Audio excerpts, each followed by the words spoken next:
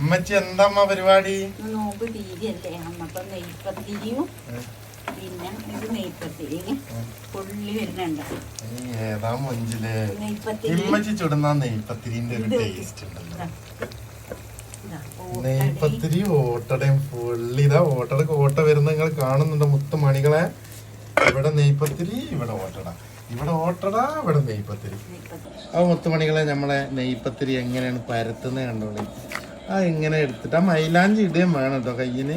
മൈലാഞ്ചി ഇട്ടാലേ ആ നെയ്പത്തിരി ഇങ്ങോട്ട് സെറ്റ് ആവുള്ളൂ. കണ്ടങ്ങള് അങ്ങനെ വെച്ച് പരത്തി അങ്ങോട്ട് എടുക്കുന്നു. എന്നിട്ട് നേരെ എന്ന് പറഞ്ഞിട്ട് മക്കളെ നമ്മളെ നെയ്പത്തിരി ഇതാ അങ്ങനെ ഒന്ന് അവിടെ റെഡിയായി.